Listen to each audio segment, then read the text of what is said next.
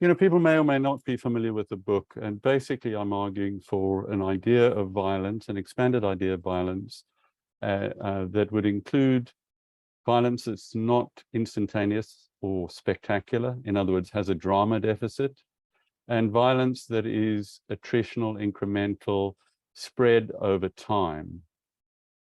And so clearly, the climate breakdown would be a very dramatic instance of this, where the time lag between the actions that cause ecological degradation and the effects are unfolding over time. So there's a time lag between them. And in the book, I talk primarily about sort of literary, social movements and literary representations of slow violence. So I thought I'd do something different very briefly at the outset of today's talk and focus on the way visual artists have tried to respond to the challenge, the imaginative challenge, and the political and ethical challenge of representing slow violence. And this is an image from Isaac Cordell called Follow the Leaders, which is kind of self-explanatory. In the face of the rising waters, the sort of interned huddle of white men, of leaders who are still talking. So the hot air in relation to the rising water. So this question of prevarication and postponement is critical. Every inhabitant of this planet must contemplate the day when this planet may no longer be inhabitable. That statement has a contemporary resonance, but it's in fact uttered by President Kennedy in 1961 in relation to the Cuban Missile Crisis. So the threat that he was focusing on was the nuclear threat, the predominant threat of the second half of the 20th century, whereas with the 21st century, the dominant threat has become climate breakdown. And by saying that, I don't mean to downplay the continuing need for vigilance in relation to the nuclear threat, as the war against Ukraine dramatizes, but certainly in terms of the sense of what is the greatest existential emergency facing humanity and indeed non-human species. The 21st century focus is very much on climate breakdown. So in the case of nuclear, a nuclear detonation, the mushroom cloud became a form of synecdoche, a way of tapping into the landscape of fear with a very cinematic image, okay? And obviously, there's an element of slow violence with nuclear fallout as well. So for instance, with the downwinders in the US in the 1950s onwards, people who were very far from the nuclear explosions were impacted, many of them impacted adversely in their health decades down the line. But there is this instantaneous glow of threat in the case of the mushroom cloud. And in the build-up to what became the 2003 Iraq War, Condoleezza Rice said, if we don't, there's a risk that the smoking gun will become the mushroom cloud. And so everybody could imagine the amped up fear associated with this image. If we move to climate breakdown and something like the existential threat posed by melting glaciers, it's much harder to capture that as an explosive emergency. It's lacking in cinematic, recognizable cinematic effects. Yet, although I think 99% of the glaciers that are melting are in Antarctica or the Arctic, the 1% that are not in those regions, but are in mountainous regions and in the various continents, are very, very critical to human survival or human flourishing, particularly in the Himalayas, which are, something like 40% of Earth's population in South Asia and China and Southeast Asia depend on the relative reliability of glacial melts for their water, for their daily existences. So the retreat of the glaciers and the destabilizing of that source of fresh water has profound effects that are rather difficult to depict with an emotional force equal to that of the mushroom cloud. So I thought I'd look at a couple of images where artists have tried to compress the threat posed over time into a single image. So this is an allusion to one of the most famous 20th century photographs by Eddie Adams of a South Korean general summarily executing a Viet Cong captive. And you've got the insignia of BP in the background, and you have the petrol pump converted here into a gun. So this is an attempt to compress the long durée of environmental damage into a single act of violence. We see something similar here with this was after the execution of Ken Saro-Wiwa, the environmental activist in Nigeria, and 8 of his colleagues in 1995. And they had been protesting the despoilation of the Niger Delta mangrove forests and the results, the fallout for people who lived there over many decades. And he and his fellow activists were executed.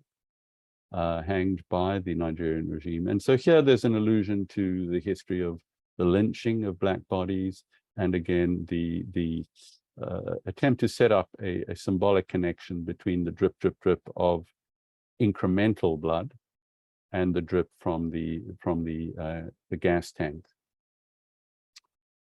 When the director Josh Fox made a film called Gasland quite a while ago, early 21st century. He's trying to find a way to look at the threat that unregulated fracking posed to people in their everyday life. And so he did so by setting up a recurrent image. He would go to Wyoming or Pennsylvania or Texas and ask people who were living close to these fracking areas to take a cigarette lighter to the tap in their house. And so this is what happened. So instead of water coming out of your kitchen tap, it catches light. And so this became a way for him to signal the incremental damage to public health posed by increased fracking. Again, this compression of the threat across time into an alarming image from everyday life. So much of what I'm talking about today is very relevant to the debates over the Anthropocene, the idea that humans have irreversibly impacted the biology, the chemistry, the geology of the planet, and that our impacts will be legible, will be readable over the long term, in many of them in thousands or even millions of years from now. And so this is a series of images called the Anthropocene, and it's a series put together by the sculptor Jason DeCaris Taylor on the ocean floor near Cancun in Mexico. And so this is an ambiguous image of it could be somebody asleep, somebody in a kind of fetal retreat, in a posture of grief on the hood, on the bonnet of the VW on the sea floor. And I think it's an allusion to the carbon fueled age that we're in, the sense that we're on a collision course in some sense with the vehicles of our own ingenuity. And it's an allusion, I think, to Pompeii, where you had the volcanic eruption, and people frozen in everyday postures. And the difference, obviously, in the case of Pompeii, is you have the figure instantaneously mummified, whereas in the case of the incremental or attritional rise in CO2 in the atmosphere and the fallout on that for human culture, it's much more elongated. And this image in particular fascinates me. It's from that Anthropocene series. And the two figures, the snorkelers or divers on the surface, the distance between them and the figure coiled on the car is not only physical, but temporal. So there's a sense of looking back from the future at the wreckage of our carbon-intensive age. And those figures to me have almost an angelic, otherworldly dimension. And they remind me of some of you may know Walter Benjamin's theses on the philosophy of history, where he talks about the angel of progress being blown back by the winds of history and unfolding before that angel are the ruins of the ideology of progress. And Benjamin was writing in 1940 during World War II, and what he was seeing was the negative fallout of the kind of techno-optimism that didn't take into account the underside, the darker underside of an ideology of progress. Somewhat similarly, Mohammed Nasheed, who was former president of the Maldives Islands in the Pacific, or actually in the Indian Ocean, sorry. Before one of the big climate summits, as an attempt to draw attention to the fate of low-lying and underrepresented vulnerable islands, he decided to do this. It was a video, it was a set of images that went viral at the time, and it was holding a climate summit underwater on the seafloor. And he was saying, you know, if we don't reduce our emissions collectively, this is the fate of the Maldives and many other small island nations down the line. So there's a kind of a theatrical dimension with the Gothic hair and an attempt to again compress into a memorable image a process that is attritional and not very dramatic in and of itself, as the waters inch up higher every year. You know, I was also very struck by the way that, even more than the phrase Black Lives Matter, the phrase I can't breathe or we can't breathe really reverberated around the world. And so it started cropping up in street art in Jakarta, in Delhi, in Lagos, in Rio de Janeiro, and here in Cape Town. And there's a road that goes from the Cape Town airport to the center of the city. And it passes through a bunch of shanty towns, informal settlements. And because they were seen as eyesores, and a wall was put up to make them less visible. And so the people in this community are very close to a coal-fired power plant, and they also have the fumes from the motorway, this major highway.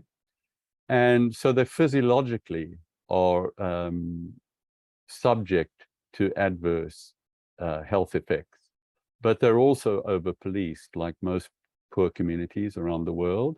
And so this phrase, I can't breathe, has different temporal dimensions. It's about being exposed over the long term to the negative effects of toxic air. And then also, sort of more metaphorically, the idea of being kind of strangled by over-policing. And finally, I thought I would talk a little bit about this image by Sam III, the Spanish street artist. And I think it's a wonderful image, sort of Anthropocene image of the surface act here of deforestation, of pulling down a tree, and the sense that this act has temporal reverberations that are biological and geological, unfolding across the body of time. And so you have the sense here of a biological body, an ecological body, and also a geological body. There's a deep time sense of the fallout of a seemingly simple superficial act. So I'll leave it there, and we can open it up from there. Rob, thank you so much. I have many questions, but in the interest of time, I'll go to my kind of list of questions, and then if we have time to maybe ask a few about the specific presentation. I also wanted to encourage everyone on the call to post questions for Rob in the chat, because we will open up to your questions in about 20 to 25 minutes. I was struck, I will say, by your choice to present visual artists in this presentation, because so much of your discussion in So Violence is of this person, the writer. You call her the writer activist. You define the writer activists as people who help us, I'm quoting you here, through imaginary writing. They help us apprehend threats imaginatively. These are threats that remain imperceptible to the senses, and by kind of imagining them, they can offer us a different way of witnessing. You write of sights unseen.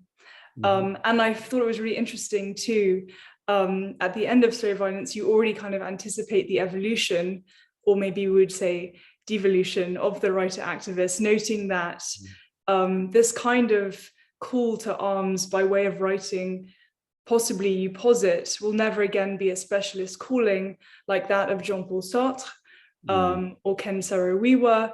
You write, now that we have entered what one might call the age of the writer hacktivist. Given that we've just seen kind of a lot of examples of visual art, and you also gesture towards other forms in the book, and you gesture towards other forms in your recent work, so writing, photography, films, street art, oral history, blogs, video games, podcasts. What for you, and maybe it's too kind of one-sided, but what is, in 2022, what do you feel is the best form that can accommodate and effectively communicate the challenges that you pose in So Violence? That's a very good question. And so the examples I was looking at in the book were primarily from the pre-digital age, or like the warm-up to the digital age. And now the multi-platform landscape is unrecognizable. And so I'm not a digital native. You probably are, Alice, but I have a memory of interacting with text differently from the way I do now. Now I find it takes more of a deliberative effort to get into a book, and then if it's the right book, it will carry me back as if I were reading in the 1990s, or I will recover that memory. But there is an initial barrier, because of I think just the neurological changes that we've all undergone, or most of us have undergone, as a result of a more dispersed and impatient relationship to time. And so, one of the things that intrigues me is, on the one hand, we live more distractedly. We live in smaller units. Multitasking and so forth is normalized. On the other hand, also in the 21st century, not only did we enter kind of a full throttle digital age, but we also had this idea of the Anthropocene thrust at us. So they said, people saying we must think of ourselves geologically, as geological actors who are changing the chemistry of the planet and that over the long term. So there's a kind of a mismatch there of a foreshortened attention span on the one hand, and then on the other hand, asking us to think of ourselves as actors over massive scales of time.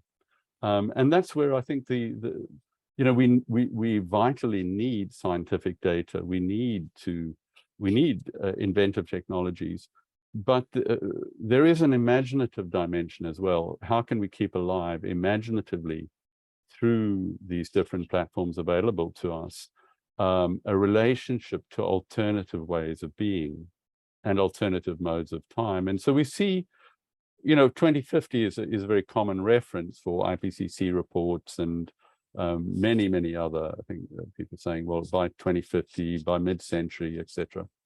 But it's very hard to inhabit that 2050 emotionally. There are people who say, well, your grandchildren and so forth, but not everybody procreates, and not everybody has a way of caring with the same intensity for 2050 as we care for 2022. So this is a circuitous way of replying to your question, but I do think the relationship between the image and the word has changed so radically that we need all the resources we can find, and I don't think there's an ideal mode. But one does see many artists experimenting with different syncretic forms and different syncretic mixes of available resources.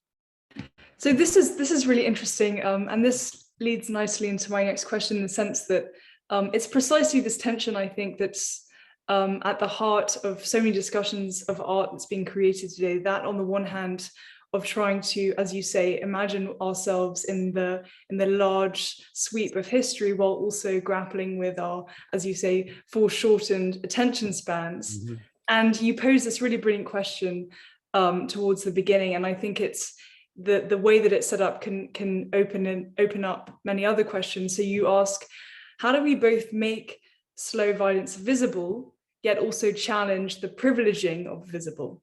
Mm-hmm. And so I think if we just remove visible, although that's incredibly important in the age in which we're living in, I mean, if we just take the Zoom call as an example of how kind of we fetishize the image, it's so important that we're where we are, who we are, etc. If we remove visible, we could say the same thing of short-term, instantaneous, explosive. I mean, these are all words that you highlight and flag in the book. Instantaneous, explosive, immediate, novel, fast, attention-grabbing. So how can we, on the one hand, make slow violence all of these things, while also challenging the fact that our society privileges it today? Mm-hmm. So I think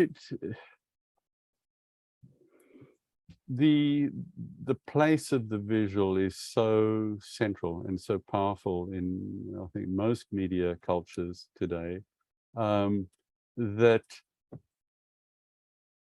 bearing witness, I suppose, to stories that are underrepresented, to experiences that are underrepresented, on the one hand is made more possible by digital access. So there is there are more ways of getting around the gatekeepers, the cultural gatekeepers, and particularly with relation to my interest in the environmentalism of the poor, people whose voices and on the ground experiences had either not been represented or being heavily mediated through, just journalists helicoptered in and so forth. Those people are, for instance, in the case of deforestation in the Amazon, you have indigenous communities who are given night vision cameras, are given access to satellites, to drones and things. So they're technologies that then can be mobilized to produce both data and stories that can be released into the digital realm, and also can be used in as evidence in judicial circumstances. So I don't think any technology per se, well, few technologies are good or evil in and of themselves, but what I've found quite encouraging is the greater dispersal of the the material for the equipment for self-representation and for representing the attacks on ecosystems and the cultures they sustain. This is lovely too, because it's a great point that essentially these are tools and there's nothing inherently evil about a tool. It's how we use them. Although they are, I think what I find difficult about that argument is that there's so much evidence out there that the software that is on the hardware is designed to manipulate us and absolutely disperse our attention, and I find that slightly more sinister. Putting that aside, yes. You mentioned these people who, as you say, are on the front lines of the fight in the Amazon, for example. You've written about these groups of people recently. You've called them environmental martyrs, eco-martyrs, and I wanted to ask you about these groups of people in relation to and their action in relation to the kind of action that somebody like Sartre posited in the mid-20th century. So he took it very seriously, as did many writers at the time, of this literary commitment. He defined the writer, I'm quoting you here, quoting him, as someone who had chosen a certain method of secondary action, which we may call action by disclosure. And I think thinking about this word action, I'm also struck by your recent move, Rob, to write about people who are, in terms of the level of action, they're direct action, because you define martyrdom as direct action in extremis. So do you feel that you've shifted away from thinking about secondary action and you're more interested now in direct action? And then how do you feel, given that you're working from a place of secondary action, how do you feel about navigating this direct action, secondary action? Oh, it's a very good question, Alice. So, I mean, martyrdom is a very intense word, and what really struck me was how many activist communities across the globe in the 21st century were describing people they had lost, people who'd been killed or assassinated, defending land rights, defending the environment, describing them as environmental martyrs. So this is Nepal, India, Colombia, Brazil, South Africa, Nigeria, Kenya, Indonesia. So what I call the environmental martyr belt. So basically the tropical midriff of the earth, where the old growth forests are, that is really the epicenter of environmental martyrdom. And there are groups like Global Witness who document each year how many people have been assassinated, killing, defending the environment. And in the past 10 or 12 years, it's around 1,600, 1,700 people. So it's a very it's very different from our predominant image of environmental activism in the West or in the richer nations, where somebody might go to jail for a weekend or something like that. But a bullet to the heart for defending biodiversity is not a common occurrence, put it that way. So another side to that was that in these regions, secularism is a very rare phenomenon. So these are religious people or people whose cosmologies or belief systems typically set up very different relations between the living and the dead, and so that the dead are present in the landscape, and there is no way in which a neoliberal capitalist system can value the dead, the presence of the dead. I mean, typically it just ignores the dead because they're dead. But from the point of view of the people living in these regions, the spirit world is very alive and very connected to the well-being of present inhabitants and future inhabitants. And so I'm trying to think about martyrdom, these self-described martyrs, in relation to different ways of perceiving who and what is animate in the ecosystem. It's not just people, it's the ghosts, it's the ancestors, it's the future people.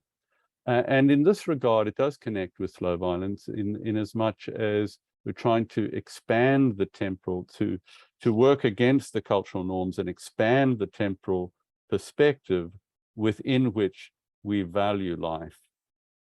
And I think there's so much pressure on us to contract the valuable moment to the kind of extractive present.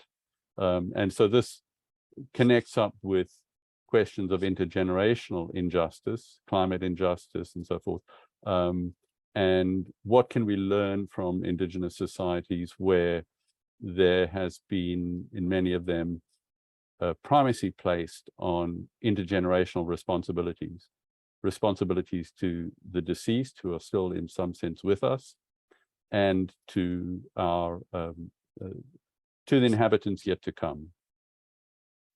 I was really struck too, Rob, by the phrase that you used to describe their places in which they dwell after they die, that you call them shallow graves.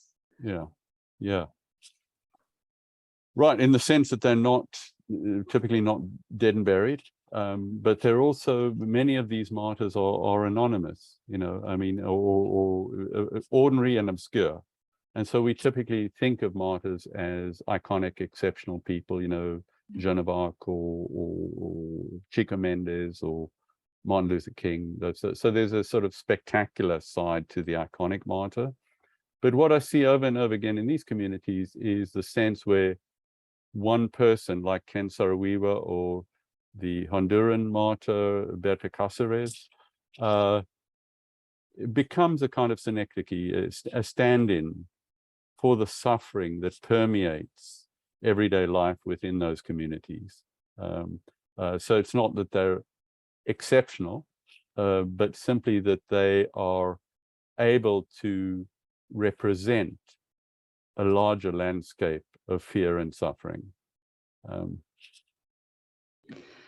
It's well, I don't know if anyone who's on the call tuned into our event that we did last night, but it's related in the sense that I interviewed this woman who wrote a book called Epic Annette, and it was essentially elevating the life of this woman who lived through the French resistance and then joined the Algerian resistance, just a kind of normal, as it were, French woman, and she elevated this woman's life in the form of the ancient epic, writing about it in this way. And she describes her action very much in these terms, not spectacular moments of violence, but she kept referring to this woman's life as a kind of steady movement of just taking one step in front of another, and through the accumulation of all of these steps, it leads her to this life of kind of lifelong resistance and activism. So I do think there is something there, and I think we're beginning to recuperate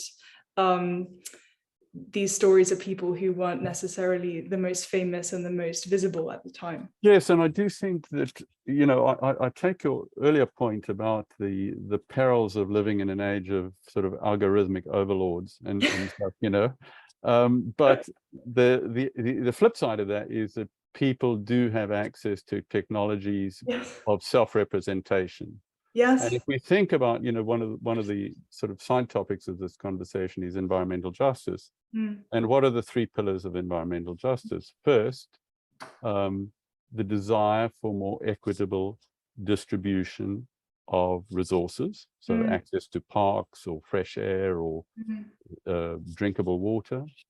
Second, a desire to render more equitable the distribution of environmental harm, so you don't have sacrificial communities, sacrifice zones, where, like Cancer Alley in Louisiana, say, where you have concentrated toxicity, and then people living further away, or wealthier people, and typically whiter people in the US, are protected, so they don't bear the costs of their own consumerism, for instance.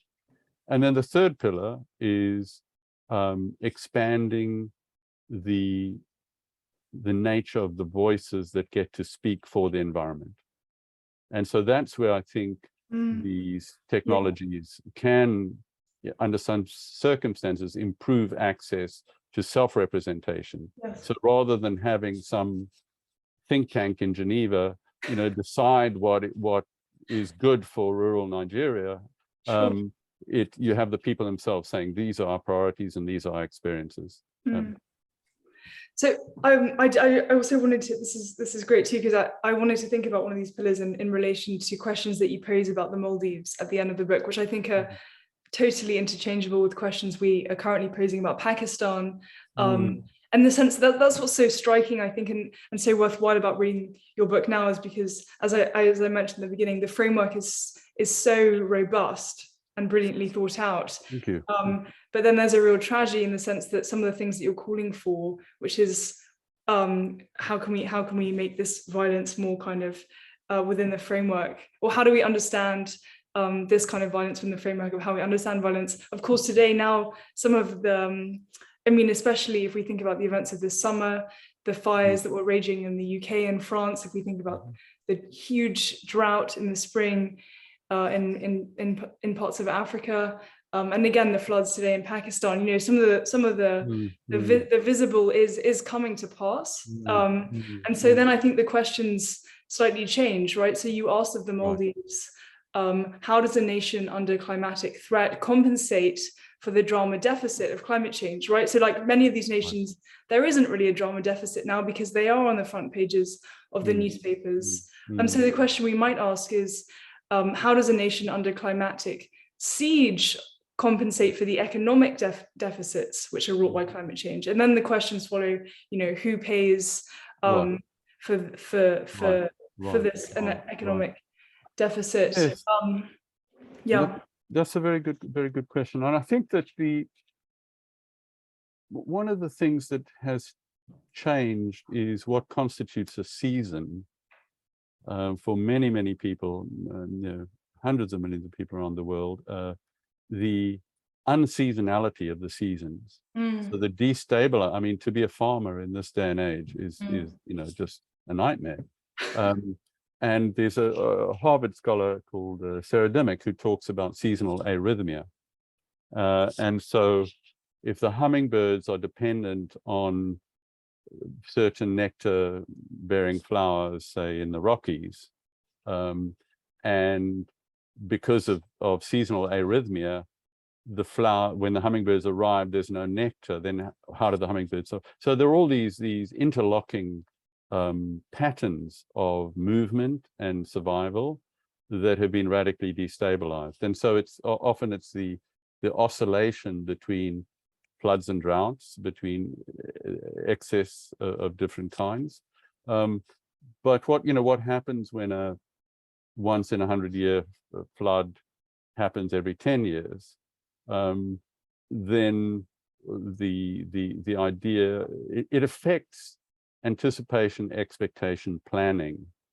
How do we plan our life around seasons that are no longer predictable, or not as predictable within a relatively narrow window of variability? Yeah, and I think it's also related to the forecasting of people kind of predicting what would happen in the future, because this is based on current data, and when these catastrophes happen, they totally upend any pre-existing data. And so all of these, as you say, think tanks in Geneva have to go back to the drawing board and refigure their predictions to update, kind of the forecasting, again, very much within the kind of realm of human knowledge, which is always trying to catch up with the unpredictability of this. I'm struck too, and this will be my final question because we do have a question in the chat.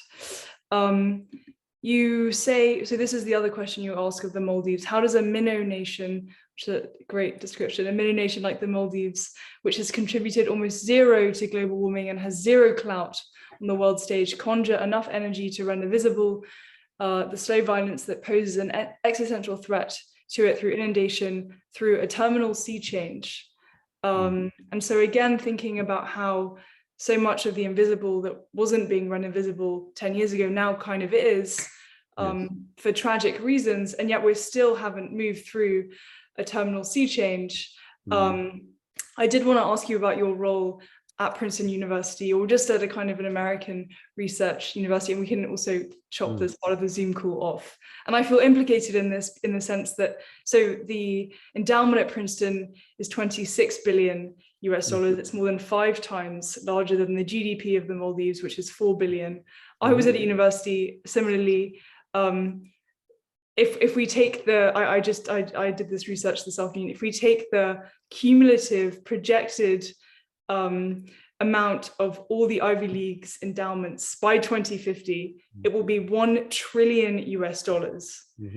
And so there's a real tension, it seems to me, built into the amazing research that's happening in the American university system at the moment. But then it's also relying very much on the kind of economic, you mentioned neoliberalism, capitalism. It's resting on possibly a system that is will need to be edited or updated or chucked out over the course of this century. So how do you negotiate that? Right. No, it's nothing. So I grew up in South Africa, and the contradictions in my background. I was first generation to go to college. Nobody in my family had before me, but I was also a beneficiary of a white supremacist education, if you can put it that way. So, I'm very alive to some of the contradictions within the American university system. For instance, Princeton and some of the other Ivy Leagues have very rapidly increased the number of first generation students coming in. So people coming in very often from impacted communities in Houston, Texas, or Phoenix, or places where the fallout from climate disruption is very dramatically felt, particularly in those poorer communities. So working with those students, allowing them to do senior theses or whatever on the kind of communities they grew up in and how it impacted their families.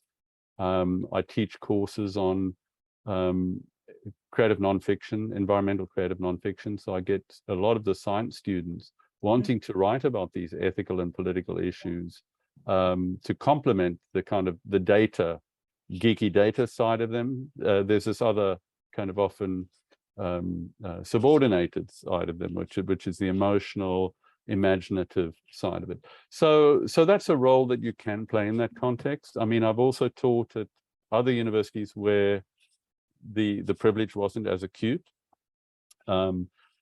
One of the things I'm involved in currently at Princeton is a divestment movement, because there are different parts of the university that receive significant funding from BP and Exxon, okay? And I don't believe that funding can be accepted neutrally. And I believe it ultimately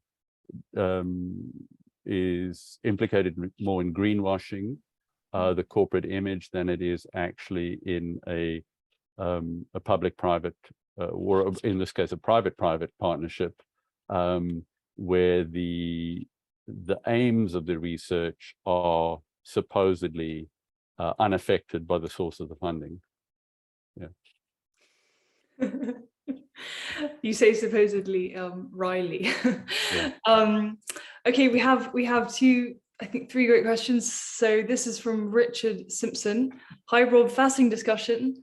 I'm hoping to stand for the Green Party in an as yet to be announced general election in the UK, closing the spatial and temporal gap between the causes of climate change and their effects will be a key to convincing voters to vote for me.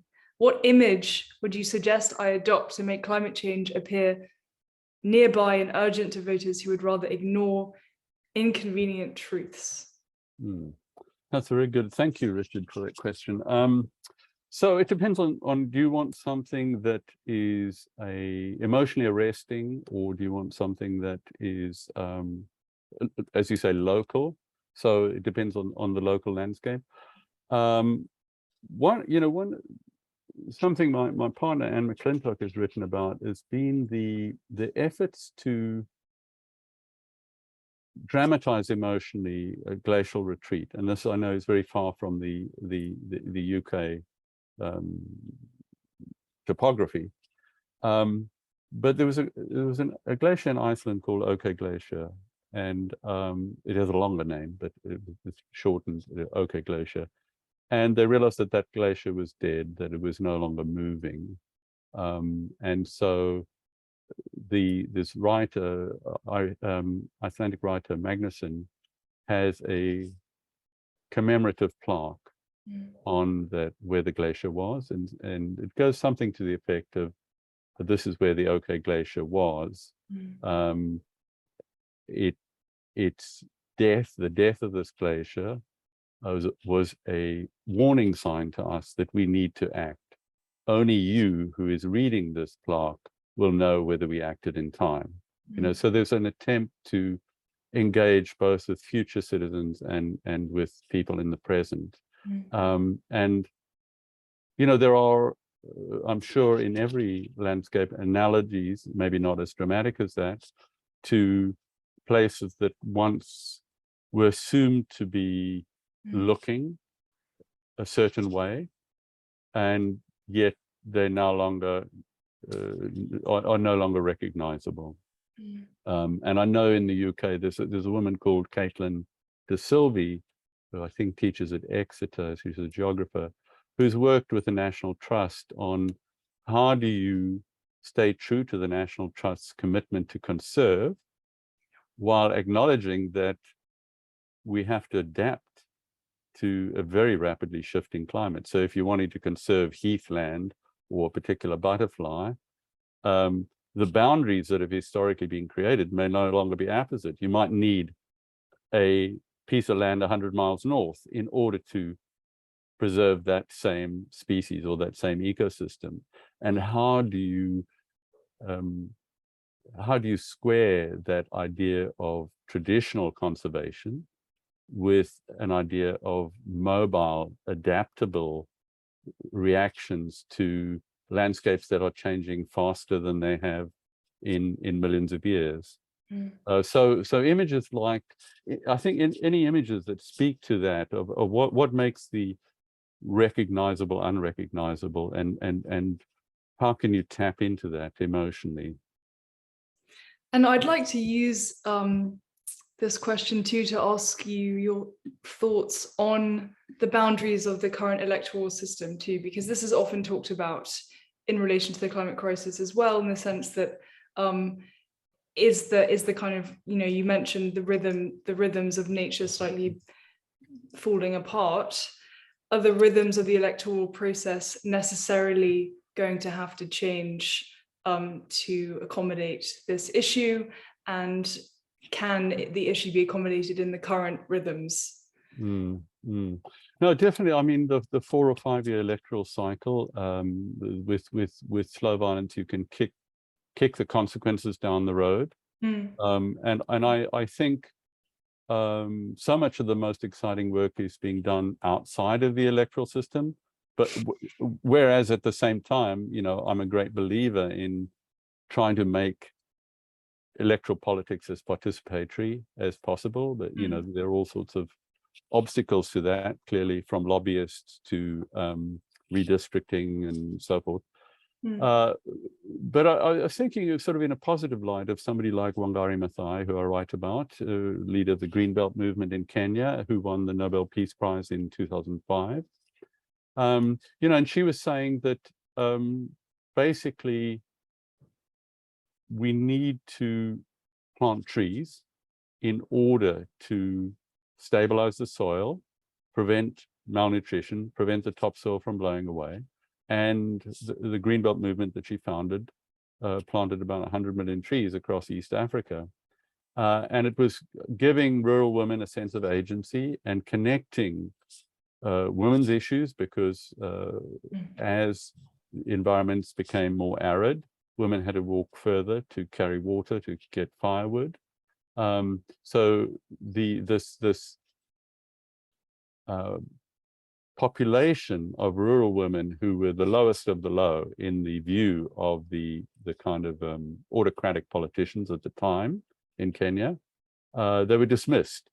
And it was not until that actually formed this very powerful social movement and connected environmental concerns with class concerns, with the concerns of small farmers and so forth. They were overlooked, and the tree planting movement became a movement for civic participation, and really did contribute to a more democratic turn in Kenya as a result. So one can be used to help the other, in other words. Yes, in other words, I think, you know, and even if you look at, say, the you know, AOC and the sort of radical wing of the Democratic Party in the US, how they have made sort of, I think, permanently made the connection between public health and environmental health. They've made that very pronounced, that connection.